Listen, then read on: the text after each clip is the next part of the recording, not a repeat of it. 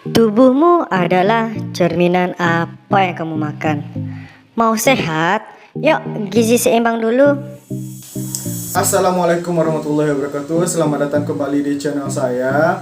Nah, kali ini saya akan membahas bagaimana penata laksanaan diet gizi untuk penyakit diabetes mellitus tanpa komplikasi. Nah, tapi saya akan membagi menjadi dua sesi. Nah, sesi yang pertama ini adalah kita membahas bagaimana diabetes mellitus itu secara umum dan bagaimana prinsip dan syarat diet untuk penyakit diabetes mellitus tanpa komplikasi. Nah, sebelum kita masuk kepada pembahasan, tolong klik tombol subscribe dan tonton video ini sampai habis. Sekian, ayo kita masuk pada pembahasan. Nah, sebelum kita masuk kepada pembahasan prinsip dan syarat diet untuk penyakit DM atau diabetes mellitus tanpa komplikasi, nah saya akan menjelaskan gambaran umum dari penyakit DM ini. Nah, diabetes mellitus merupakan suatu kelompok penyakit metabolik dengan karakteristik hiperglikemia yang terjadi karena kelainan sekresi insulin, kerja insulin, atau kedua-duanya.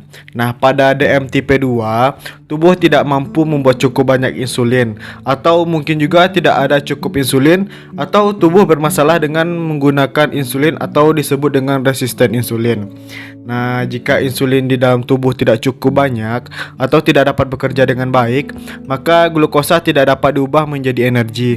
Nah, lama-kelamaan glukosa akan menumpuk dalam darah, tidak masuk ke dalam sel-sel. Nah, kadar glukosa darah menjadi tinggi dan kemudian dikeluarkan melalui urin.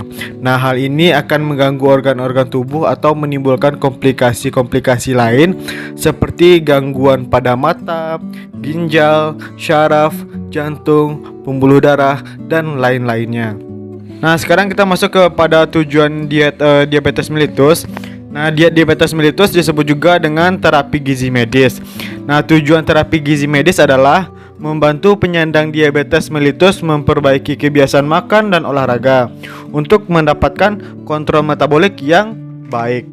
Nah, perlu dilakukan pengendalian glukosa darah, tekanan darah, berat badan, dan profil lipid dengan cara yang pertama itu dengan mempertahankan kadar glukosa darah mendekati normal dengan menyeimbangkan asupan makanan dengan insulin, dengan obat penurun glukosa oral dan aktivitas fisik. Kemudian yang kedua, mencapai dan mempertahankan kadar lipida serum normal. Kemudian yang ketiga, memberikan cukup energi untuk mempertahankan atau mencapai berat badan normal.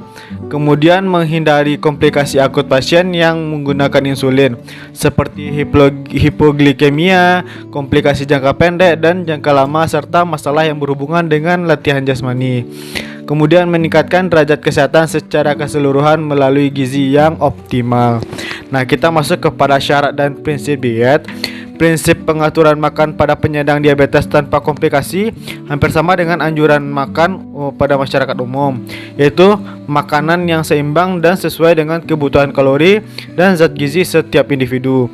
Nah, pada penyandang diabetes perlu mematuhi keteraturan jadwal makan, jenis dan jumlah makanan yang dikonsumsi, khususnya pada mereka yang menggunakan obat sekresi insulin dan terapi insulin. Nah, kemudian kita masuk kepada syarat-syarat diet penyakit diabetes mellitus. Nah, yang pertama itu adalah energi. Kebutuhan energinya harus sesuai untuk mencapai dan mempertahankan berat badan ideal. Nah, nanti cara menghitung kebutuhan energi akan kita bahas pada pembahasan berikutnya. Nah, kemudian yang kedua, karbohidrat. Karbohidrat dianjurkan sebesar 45-65% total asupan energi. Nah, konsumsi karbohidrat kurang dari 130 gram per hari tidak dianjurkan. Nah, kemudian pemanis alternatif dapat digunakan sebagai pengganti gula asalkan tidak melebihi batas aman konsumsi harian. Nah, pemanis alternatif dikelompokkan juga menjadi pemanis tidak berkalori dan berkalori. Yang tidak berkalori itu adalah aspartam, sakarin, dan neotame. Kemudian pemanis berkalori seperti gula, alkohol, dan fruktosa. Ingat dan perlu diingat, fruktosa tidak dianjurkan digunakan oleh penyandang diabetes mellitus karena dapat meningkatkan kadar LDL di dalam tubuh, kecuali fruktosa alami yang terkandung pada buah dan sayur. Itu sangat dibutuhkan. Nah, kemudian yang ketiga yaitu lemak. Asupan lemak dianjurkan sekitar 20-25% dari kebutuhan kalori dan tidak diperkenankan melebihi 30% dari total asupan energi. Nah, kemudian protein, kebutuhan protein sebesar 10-20% dari total asupan energi. Nah, kemudian natrium, anjuran asupan natrium untuk penyandang diabetes mellitus sama dengan orang sehat, yaitu kecil dari 2.300 mg per hari. Nah, penyandang diabetes mellitus yang menderita hipertensi perlu dilakukan pengurangan natrium secara individual. Nah, kemudian asupan serat, anjuran konsumsi serat adalah 20-25% gram per hari yang berasal dari berbagai sumber bahan makanan seperti kacang-kacangan, buah-buahan, sayuran, dan sumber karbohidrat yang tinggi serat.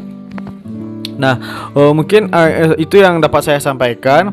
Terlebih dan terkurang saya mohon maaf. Untuk nanti cara perhitungan energi dan bahan-bahan makanan akan kita bahas di pertemuan berikutnya. Sekian, terima kasih. Assalamualaikum warahmatullahi wabarakatuh.